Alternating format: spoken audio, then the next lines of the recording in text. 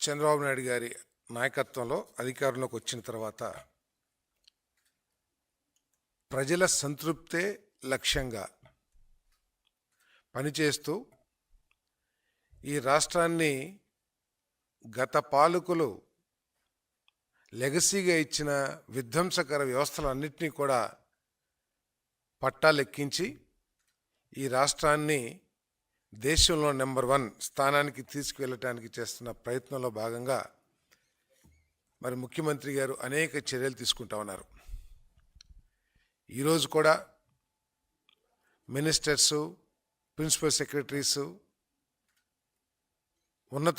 రాష్ట్రంలోని ఉన్నతాధికారులందరితో సమావేశపరిచి ఏ విధంగా అభివృద్ధి కార్యక్రమాలు జరుగుతున్నాయి,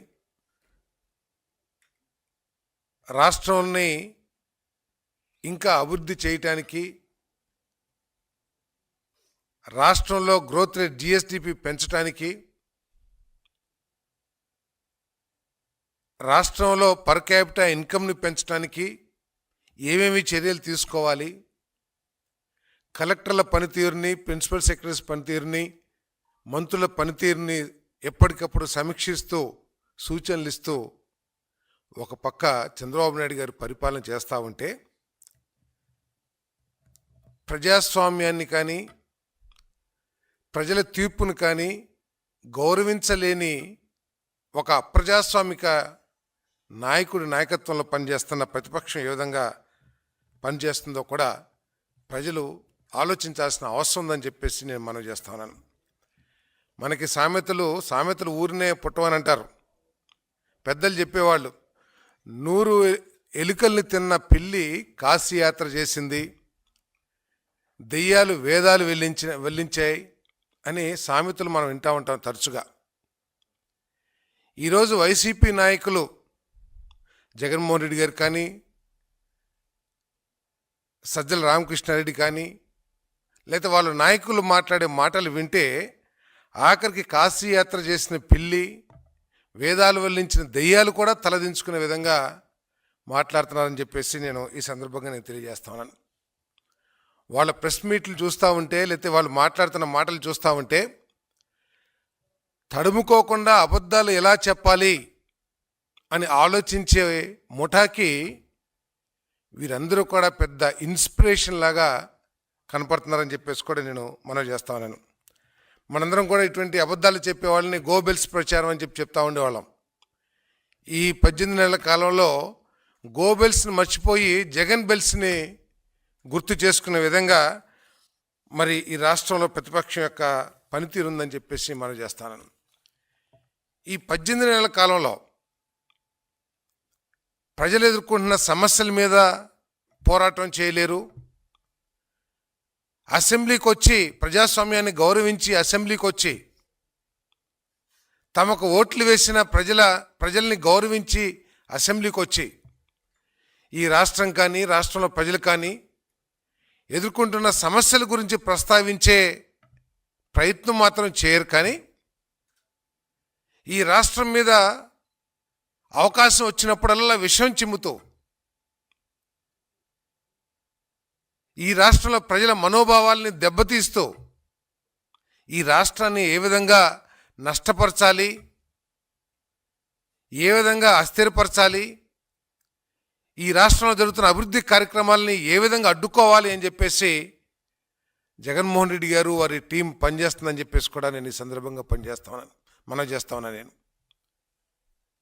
దాంట్లో ముఖ్యంగా కలియుగ ప్రత్యక్ష దైవంగా భావించే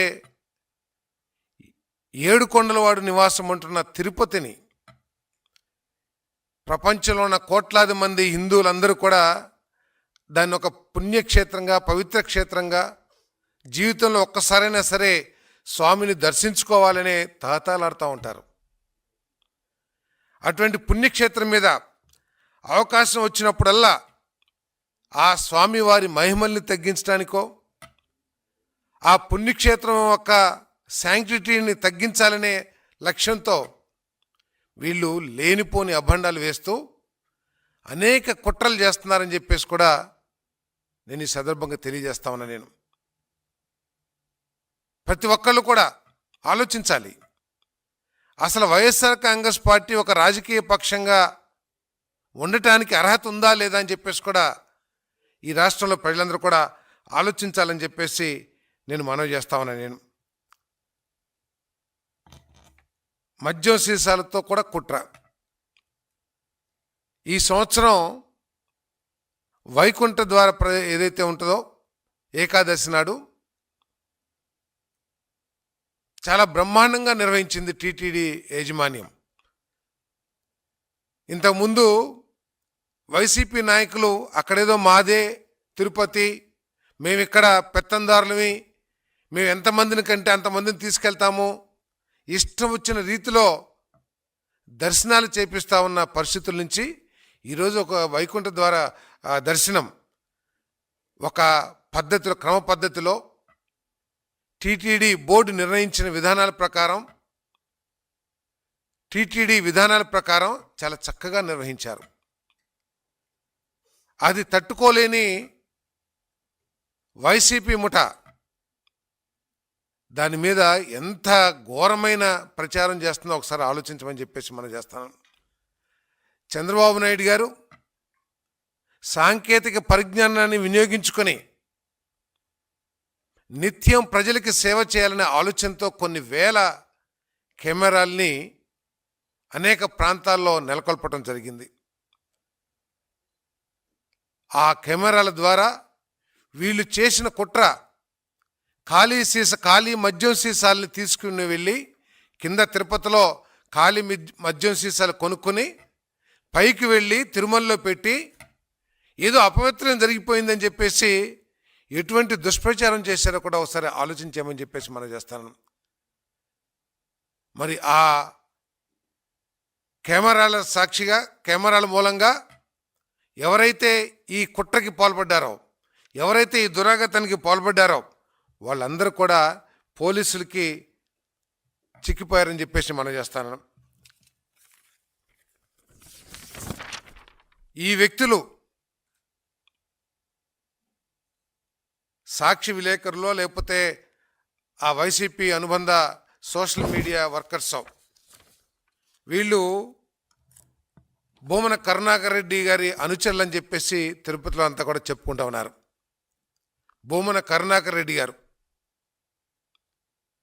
పైన ఉన్నది దేవుడు కాదు, ఒక నల్లరాయి మాత్రమే అని కించపరిచే విధంగా, ఆ స్వామిని కించపరిచే విధంగా మాట్లాడిన వ్యక్తి ఈరోజు నేనే హిందువుని అని చెప్పేసి ఒళ్ళంతా నామాలు పూసుకొని ఏ విధంగా మాట్లాడుతున్నారో కూడా ఒకసారి ఆలోచన చేయాలి. ఎవరైతే పోలీసులకు చిక్కారో కెమెరాల సాక్షిగా,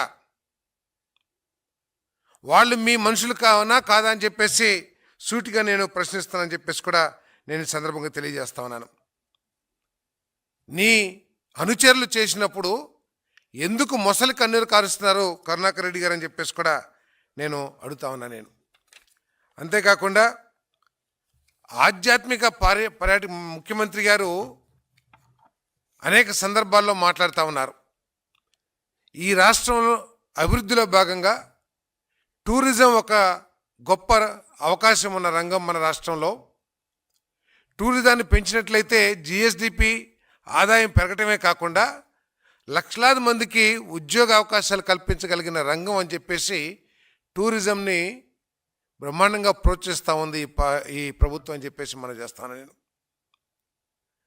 ఈ టూరిజంలో టెంపుల్ టూరిజం, ఆధ్యాత్మిక పర్యాటక రంగం ఒక ముఖ్యమైనది. మన రాష్ట్రంలో వేంచేసి ఉన్న స్వాములు, వెంకటేశ్వర స్వామి కానివ్వండి, ఆ శివయ్య శ్రీశైలంలో శివయ్య కానివ్వండి, కృష్ణా జిల్లాలో విజయవాడలో ఉన్న అమ్మవారు కానివ్వండి, టెంపుల్ టూరిజంకి ఆంధ్రప్రదేశ్లో చాలా బ్రహ్మాండంగా ప్రపంచమంతా కూడా భక్తులు ఇక్కడికి వచ్చి దర్శనం చేసుకోవాలని భావిస్తూ ఉంటారు. అటువంటి రంగాన్ని దెబ్బతీస్తానికి, అటువంటి ఆధ్యాత్మిక పర్యాటక రంగాన్ని దెబ్బతీస్తానికి ఈ వైసీపీ పార్టీ కంకణం కట్టుకుని ఆఖరికి దేవుళ్ళ మీద కూడా దుష్ప్రచారం చేస్తానికి ప్రయత్నం చేయటం ఎంత ఘోరమో ఒకసారి ఆలోచించాలని చెప్పేసి మనం చేస్తాను. నేను ఆఖరికి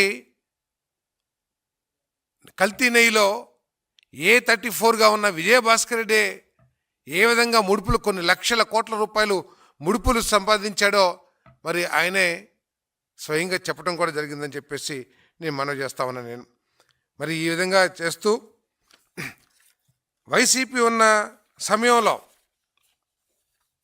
హిందూ దేవాలయాల మీద ఏ విధంగా దాడి జరిగిందో కూడా ప్రజలందరూ కూడా గుర్తించాల్సిన అవసరం ఉందని చెప్పేసి నేను మనవి చేస్తా ఉన్నాను. నేను అధికారం పోయిన తర్వాత తాము చేసిన పాపాల మూలంగానో తాము చేసిన దుష్పరిపాలన మూలంగానో అని బుద్ధి తెచ్చుకోకుండా ఇప్పటికి కూడా నిత్యం అబద్ధాలు చెప్తూ, ఉదాహరణకి తిరుమల తిరుపతి దేవస్థానంలో గోశాలలో ఆవులు చనిపోయినాయని చెప్పేసి ఒక అబద్ధ ప్రచారం చేశారు. ఎక్కడో ఫోటోలు తీసుకొచ్చి అక్కడ చనిపోయినట్లు ప్రచారం చేస్తానికి ప్రయత్నం చేసింది వైసీపీ.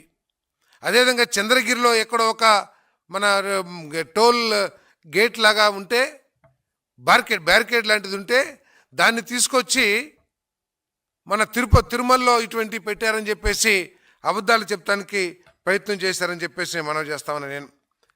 మరి అదేవిధంగా కొంతమంది భక్తులు దురదృష్టవశాత్తు చనిపోతే తిరుమల దేవస్థానం చేసిన తెకమక ప్రకటనల మూలంగా భక్తులు పరుగులు తీయటం మూలంగా చనిపోయారని చెప్పేసి మరి ఒక దుష్ప్రచారం చేస్తాం ప్రయత్నం చేశారు. ఇదే వైఎస్ఆర్ కాంగ్రెస్ పార్టీ తిరుమల ప్రాంతంలో తిరుపతి ప్రాంతంలో టీటీడీ భూముల్లో పరమతస్తులకి ఎటువంటి అనుమతులు ఇవ్వకూడదని చెప్పేసి నిబంధనలు ఉన్నా కూడా అక్కడ ముంతాజ్ హోటల్కి పర్మిషన్ ఇస్తే మరి ఈ కూటమి ప్రభుత్వం హిందూ మనోభావాల్ని ఆ టీటీడీ ఉన్న రెగ్యులేషన్స్ని గౌరవించి నిబంధనలు గౌరవించి దాన్ని రద్దు చేసేసిందని కూడా నేను మనవి చేస్తామని నేను. సో ఈ విధంగా దేవుడి మీద నమ్మకం లేని ఈ దేవుడి మీద నమ్మకం లేని కరుణాకర్ రెడ్డి గారికి చైర్మన్ పదవి అప్పచెప్పి ఏ విధంగా తిరుమల తిరుపతి రిసోర్సెస్ని దుర్వినియోగం చేశారో కూడా ఒకసారి ఆలోచన చేయాలి.